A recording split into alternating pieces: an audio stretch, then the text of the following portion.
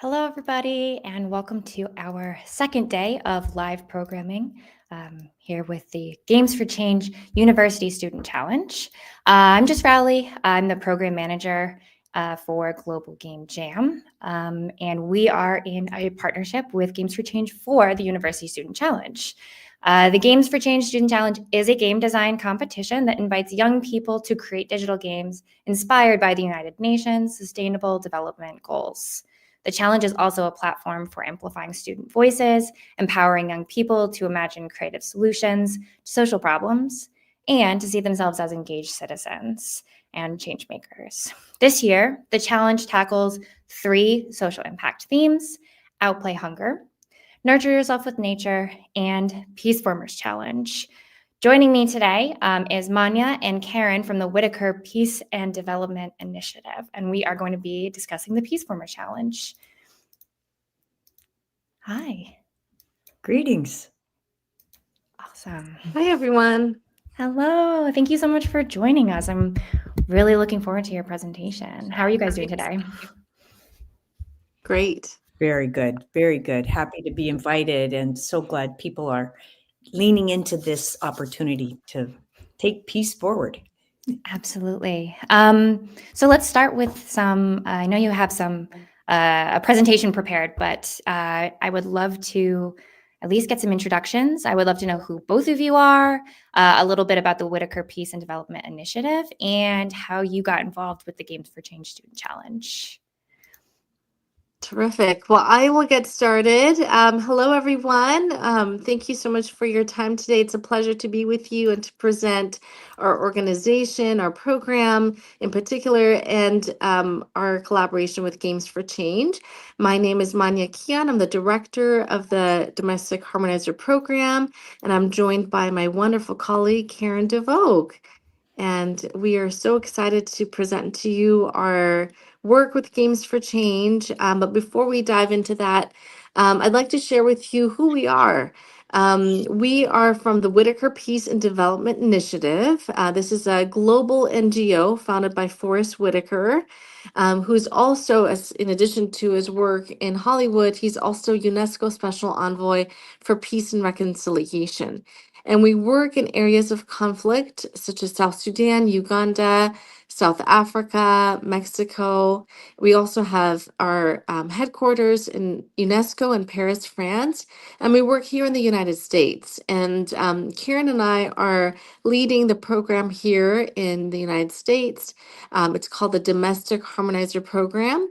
And the work that we do in our program and at WPDI in general is we work with youth and women to promote peace and reconciliation. We have specific tools and resources where we empower our participants in using them so that we can build more resilient and peaceful communities. And if you're interested to learn more about our work in general, you can just go to our website, wpdi.org. And I'll just continue really quick with this slide right there, the previous one. We are leading the Domestic Harmonizer program. This is for schools here in the United States. And we work mostly in Southern California, but we are also in various agencies in Washington State. These are regional partnerships. And we're always looking for new partners. If you are belonging to a school partner that you think would be interested in our program, let us know, and we can certainly have a conversation. It's no cost to the school to join. What we do is we work with school communities, educators, parents, and students to promote conflict resolution, negotiation, peer mediation, and social emotional learning. And so this is something that we support here locally and also in other places. And if you're interested to learn more about this, you can go to domesticharmonizer.org. Karen, how about you take it following the slide? You got it. Excellent. Yes, we're so pleased to have the opportunity to meet the moment with gaming as a really powerful influence on students. So the piece that you'll be invited to participate in is create something like really tangible that our students can use to understand peace in a more child-friendly way, perhaps, or in a way that they will be curious about how are all the elements of that ecosystem involved with creating peace. So this gives us a chance to work together on this mission for finding restorative practices, finding peace in big ways and small ways. So part of that connection to Games for Change, of course, as we partnered with them to bring our theme forward, was to respond to those UNESCO Sustainable Development Goals, as Jess said. So we've chosen as one of those goals that your game can address is good health and well-being. So we often think of perhaps that in a medical context, but it absolutely has everything to do with the whole human being and their sense of peace and safety and so on. So we see a really nice match, especially on element 2, child health, and then understanding health systems and mental health. Number 4 really shines brightly as well, strengthening, prevention, treatment of abuse of substance, mental health, and related health issues and health systems. So I think that aligns nicely. So part of our, let's go here.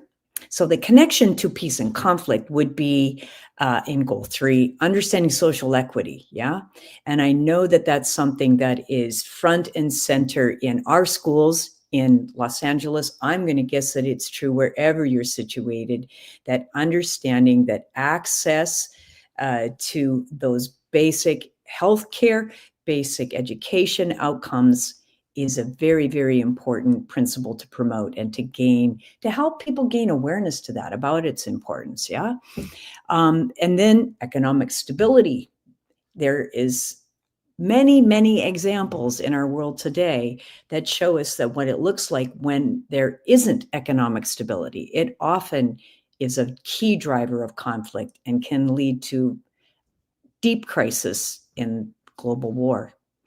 Strengthening community resilience, strong health systems enable societies to recover more quickly when there is crisis. We know that in this complex world, crisis is not unavoidable. It will happen, but with a sense of skills and mindset and opportunity to learn and grow through those crises, I'm hopeful there's a better day. Of course, violence and crime very much equals conflict, or aligns with conflict outcomes, or what happens when there isn't a well-addressed conflict response. So that is, again, nicely aligned with what UNESCO is encouraging. Cooperation, joint initiatives across different groups, different cultures. I think you can see the connection here as we did. All right, so now we're going to take a little bit of a drift into our curriculum outcomes that we've developed for our schools that I think will help you understand what might be the bells to ring when you're making your game. And the first is just understanding what is conflict. So does the game help the player bump into this definition and help them think about maybe this might even be a construct for your game, is understanding the definition. All right, so we define conflict as something that happens when people feel that they have unmet needs. Not just feel this, but it's actually happening. Their needs are not being met. Conflict happens regularly in small ways and big ways. It's actually of itself neither good nor bad, right? We tend to think of conflict as evil, bad, but it's what people do in conflict that gives us that impression or that understanding. When you don't respond with skills and tools to manage the conflict in constructive ways, then it definitely can feel bad. So thank you, Albert Einstein, for this mindset piece, that to see conflict as an opportunity to grow and improve. In the middle of difficulty lies opportunity. And maybe that's something that will really inspire you in your game as a theme. Right. Another piece of conflict anatomy is to realize that there are different sources of conflict. So unmet needs, and then from where are those sources of needs coming from? Perhaps there's history between the participants in your game. Maybe it's about limited resources in the game. Maybe it brings culture and values into focus, different understandings or perspectives, or understanding some structural imbalance. Again, going back to those UNESCO outcomes and goals, these certainly match our curriculum. All right. So we have a video that I hope will help put a sort of a big picture to the understanding. You'll see when it starts that we've got it aligned to a particular grade level. We're in California and we've written curriculum for our teachers, but this fits any context. We use this with adults in overview work as well. So let's give it a look and a listen.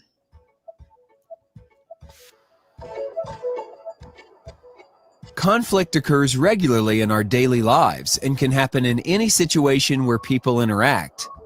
In short, conflict occurs when an individual or a group of people feel they have unmet needs. It is important to understand that conflict itself is neither good nor bad. It all depends on how that conflict is handled. Let's consider the different types of conflict. Intrapersonal conflict is a type of struggle or tension that occurs within a person. Interpersonal conflict happens between two individuals. Intra-group conflict occurs within a specific group. Intergroup conflict happens between large social, cultural, or other organized groups. Conflict can also be divided into stages. The first stage of conflict is a disagreement. In this stage, some tension is felt between or among the people involved. In stage 2, a confrontation or incident occurs. The third stage is a breakdown of the relationship. At stage 4, there is a breakdown of trust. At this stage, people may start to lose hope that the situation can improve. Stage 5 is crisis. At this final stage of conflict, the hostilities are at extreme highs and the conflict can get violent in nature. The people in the conflict become polarized, meaning they see themselves as us and the other people in the conflict as them. At this point, the conflict is turned into a destructive conflict. But not all conflicts have to become destructive. Growth happens when a conflict is transformed from one that is destructive to one that is constructive. Constructive conflicts are resolved through underlying needs being met. Sources of conflict can include history, limited resources, culture and values, different understandings, and structure. Can you think of a time you've experienced a conflict? How might that conflict have been handled in a more constructive way? Okay. So that, by the way, that content, that content is available to you on the website that Monya shared. It would be a one-time registration for you. So if that video really helped you put some of these bits and pieces together, we welcome you to review that video again, along with all of our other videos on the website. Okay, one of the other things that we've made available that I think would be, again, helpful for you to look at as from the college context is some lesson plans that teachers could adapt and use in an instructional setting. What I think might be helpful to you is to just see how the way the lesson is designed is sort of a simulation or a way of engaging with those conflict ideas. And maybe this will be an inspiration to you in your game.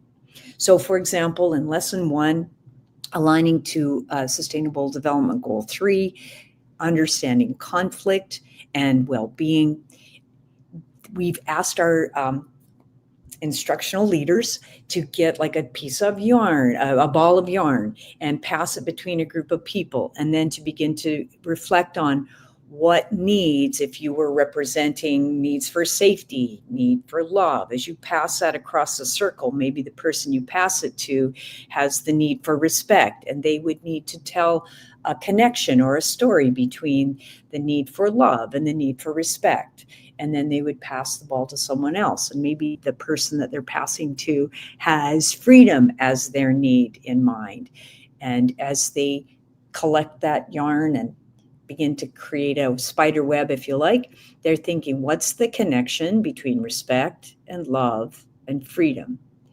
As the role play carries on, I hope you can get at where we're going with this. Ultimately, there'd be this complex web. And as those threads are crossing each other, connecting and passing to each other, there is a challenge to intellectualize or think about how are these needs interrelated. And when one perhaps drops their piece of the thread and freedom isn't met, or the sense of respect isn't met, how does the system break down? So maybe that might be an inspiration for you in your game design. Okay, here we go. We're moving on to the second goal that we have aligned our challenge to, and that is to think about reducing inequalities. So that's social, economic, and political inclusion, regardless of age, gender, ethnicity, disability, or economic status, is something that we align closely to our conflict resolution work, offering all voices to be heard in a dispute or in a conflict, honoring and empowering those that are involved to engage in that problem-solving process and finding their voice. Equal opportunities, eliminating discriminatory laws, policies, and practices to ensure this access to resources and opportunities. So I think you'll probably see, as I'm reading through these, how they connect so well to those human needs. Maybe your game will talk about how do you address income inequality as a source of conflict, and then how do you grow through that? So the UNESCO has highlighted this as a very important goal to improve income growth for our poorest populations, and think about policies that create peace, that create equitable economic outcomes. And again, a lot of this is in very, very clear focus right now in our current political reality. Global representation. Maybe your game will take the understanding of the power of reducing conflict, reducing inequality to this global context. Maybe your game will be a utopia, or working out of a dystopia where there's decision-making across institutions. Safe migration, facilitating orderly, responsible migration and mobility, and ensuring rights and well-being of all. So again, these are ways of thinking about your game. Connecting to peace and conflict. Maybe your game will get at the root of the cause of the conflict, thinking about those sources. Strengthening cohesion, social cohesion. So the policies or maybe the rules of the game involve thinking about how to include and bridge divides. Preventing marginalization, ensuring that there's equal opportunity. So perhaps there's points in the game that every time that element is implemented in the progress of the game, that there's more points. Empowering underrepresented groups, fair representation in political and economic systems. So again, I can imagine in the game there may be ways to grow the group by including underrepresented or different cultural groups. Equitable access to resources. So again, I would imagine sort of the win in the game is being sure that there is fair distribution of resources, that the conflict over limited resources are addressed in productive or constructive ways. Alrighty. Another piece of a curriculum that we have in our open source content is environmental justice and equalities. So if, as you're listening to this, you're thinking, yeah, I could see that fitting inside of sharing resources and doing so in an equal way. How does that impact the environment? How does that build the environment, protect the environment? So there's another video for us to see to put this into the voice. We learned earlier that conflict is a struggle or tension caused by unmet needs. As humans, we have the following 9 needs: resources, safety, community, freedom, rest, purpose, love, respect, and creation. Just as we have needs as humans, so too does planet Earth. Our planet needs its resources and ecosystems protected, and it relies on us to build communities that provide it with the respect, love, and safety that the planet needs in order to sustain human life. From its oceans and rainforests to its cities and farmlands, the Earth's complicated yet delicate infrastructure has needs of its own. The term environmental justice refers to the fair treatment of the Earth by us, its inhabitants. The way that we treat the Earth not only impacts our planet, but ultimately impacts us too. When we deplete the Earth of its resources or produce toxic waste, for example, we not only harm our planet, but also the communities and the people who are most vulnerable to these actions. And this can cause conflict. Just because we dispose of waste does not mean that it is gone forever and without a trace. Our actions impact our communities today and those of future generations. To solve this issue, we need to have real dialogue and problem solve. The dialogue process can help structure a response to these important problems. We need to ask ourselves the same questions as we would in any restorative practice, but look at these environmental problems through the lens of the Earth's needs, rather than our own. Take a look at an environmental issue that we're facing today and ask yourself, who has done the wrong towards the Earth, and what can be done to make it right?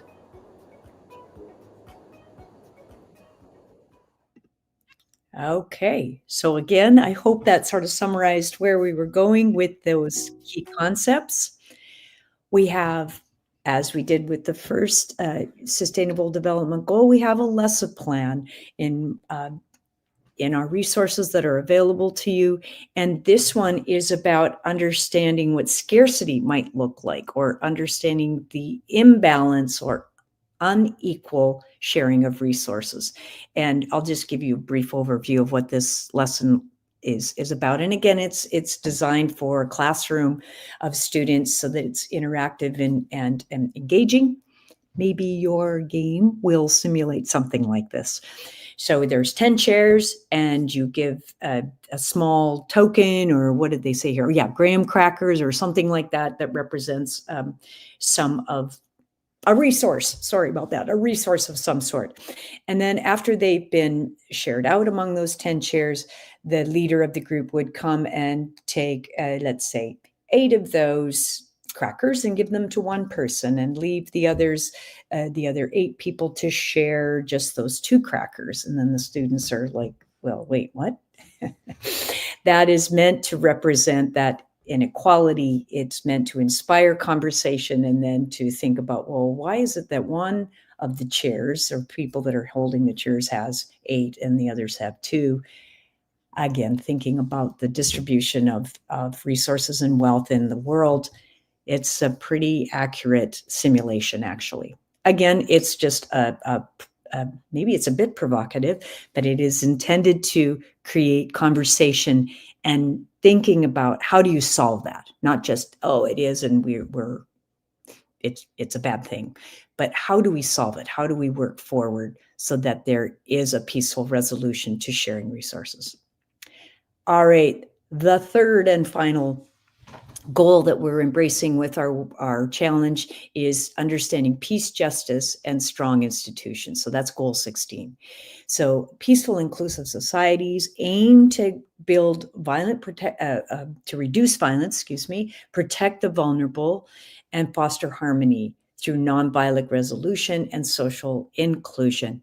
That there's process for justice for all, equal access to fair legal systems, upholding rules of law, addressing corruption and abuse of power, strong institutions, building transparent, effective, accountable institutions that serve all, global partnerships, this cross-nation participation and cooperation, ensuring responsiveness, and promoting human rights.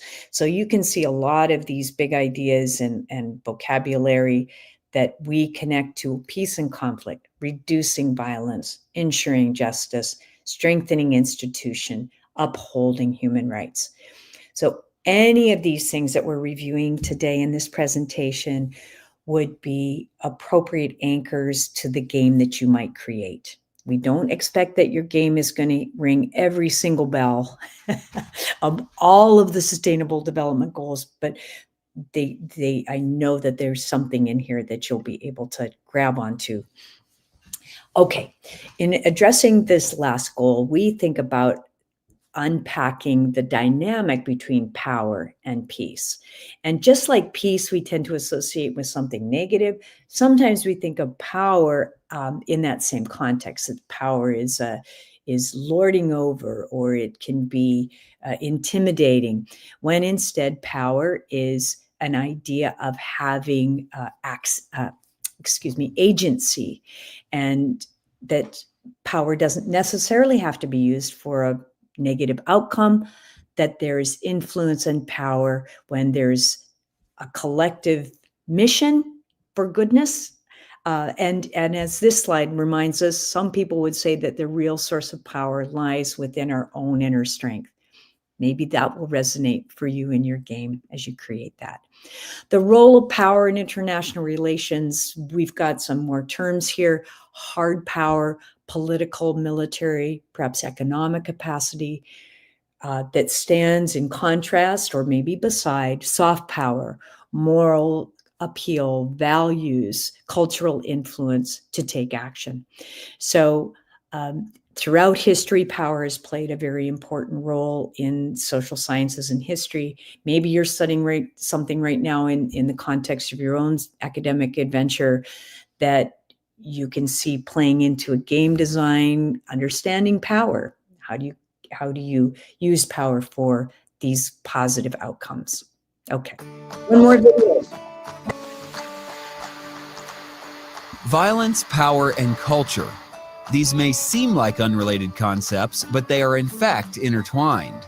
In conflicts of the past and present, we can find example after example of violence, but not all conflict is violent. Violence can start at the individual level and at the group level. It can be physical, like causing harm with weapons, but it can also be verbal or psychological.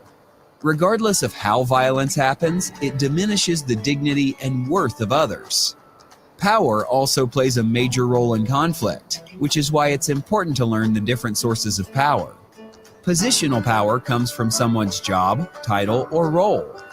Relational power stems from being close to those with positional power. Power of a group happens when large groups of people push for the same things. Expert power is possessed by those who have a special skill or knowledge. Power of force occurs when someone or a group uses weapons or physical strength. Personal power comes from someone's charisma and ability to influence others. And resource power derives from having money and other valuable resources. Even culture can determine how individuals and groups respond to violence. Culture is the rules and norms that different groups form and follow. For example, different cultures have different ways of working through conflict, as well as other social behaviors. How power is used varies from culture to culture. For example, peaceful demonstrations in response to a violent event are acceptable in some countries, but not in others. As you witness conflicts in our world today and learn about those in history, remember that power, culture, and violence are interconnected and influence one another immensely. What sources of power do you possess? And what can you do to reduce violence in your culture? There we go. So again, the video is intended to put a lot of these big pieces together for you.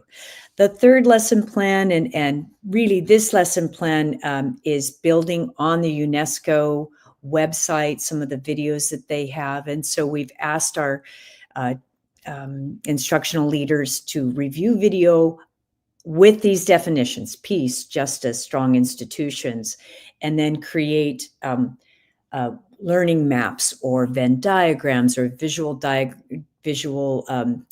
concept maps to help the students that are building the games understand what might be connections between these ideas. Again, all of this is to lead to a complete lesson design that helps helps the game flow and to meet the outcomes of our Peaceformers challenge. So there is the website listed there, and I understand that Jess will be able to share that web address with you as well as we go forward. I think I should give you all a chance to digest. I know that's been a lot of information. If it's possible to, I'll go back and see all you beautiful folks. If it is possible for you to jump in with questions, we'd be happy to try and take those on for you. So I'm going to stop sharing my screen now for a moment so we can take it into the next phase. Thank you so much, Karen. I mean, that was incredibly informative. There's so much in that you can pull from, even if it's just small pieces of it, to be able to make a game design out of it. It's easy to cherry pick a few of those topics to really tackle. I think, I'm not sure if you have examples, and it's okay if you don't have any that are immediately top of mind, but are there any existing games that you know of that handle these kinds of topics in ways that players and developers can learn from them? We had we have an arcade on our website, and we did ask a game designer to step into that space and work on things like understanding peer mediation, like understanding the language of restating in a positive way, or looking at, oh gosh, Monya, help me with some of them. I'm trying to think. Like understanding conflict, like sharing a public space together. How do you negotiate? So I would say that's kind of in its infancy, and we're really excited about you being involved as the game makers to add to that. Yes. So yeah, definitely. It sounds like there's definitely an opportunity for there to be some revolutionary games that could come out of this. yes. And if I could just add, the games are currently on the Domestic Harmonizer Virtual Center in the Hear Me Out section, so folks can play. It's free. It's also on the App Store and Google Play. But we're definitely open to experts coming in, helping us refine them, even adding on to them. The Yes. winners of this challenge that we have with Games for Change, one of their winning prizes, if you will, is to be featured on our game arcade. So we definitely welcome any insights, creativity, new games along the themes of peace building and conflict resolution. Very cool opportunity.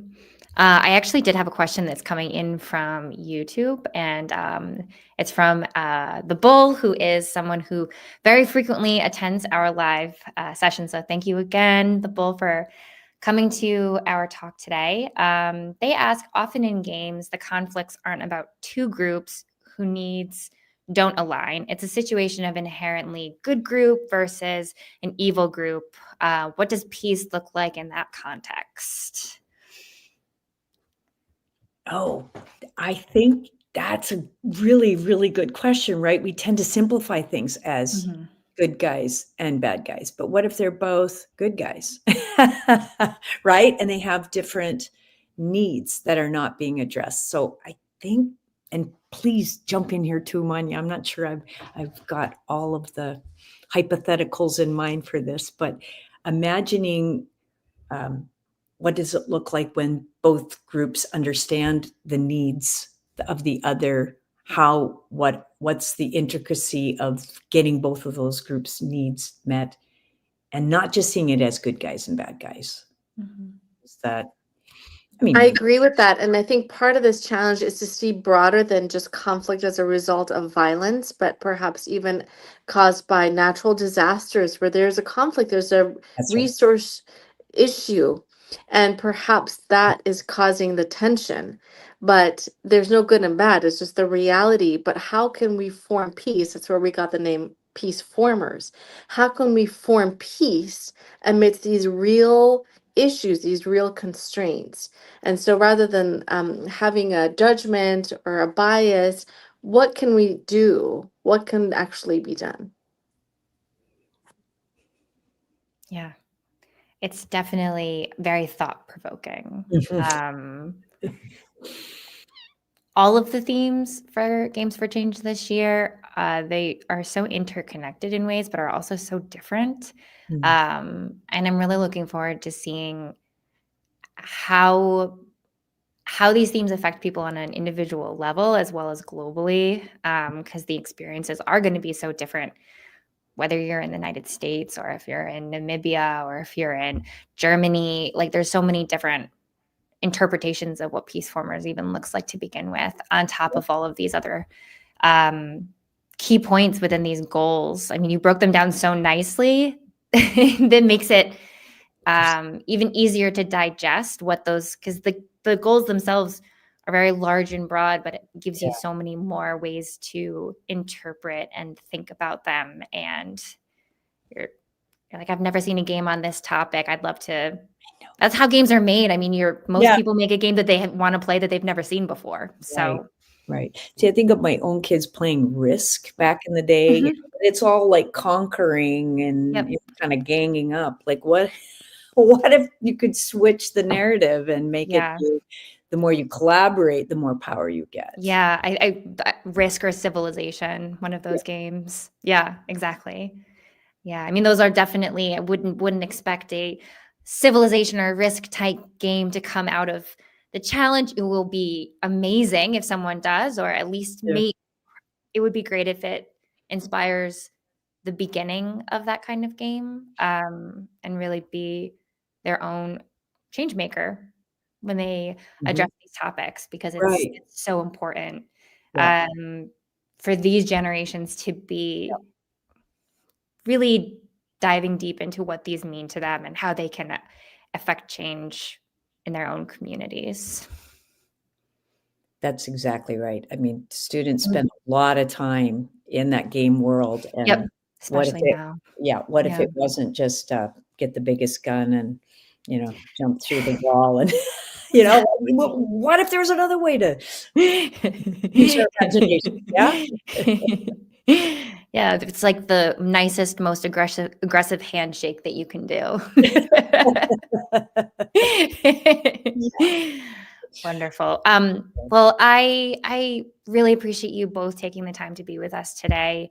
For anybody who is watching live, thank you so much for spending the time with us as well. And anyone who's watching after the fact, thank you for tuning in. And I hope that you took away some really valuable lessons from this. And we have another talk coming tomorrow at 9:30 a.m. Eastern time, and that one will be about outplay hunger. So if you are around for that one, please check it out. But Karen and Monya, thank you so much for sharing your knowledge with us and pushing these initiatives forward. Thank you so much for the opportunity. I hope we get some great games to feature as well. Me too. Wait. Yeah. Yeah. Thank you. Thank you. Take care, everyone. Bye now. Bye. Bye.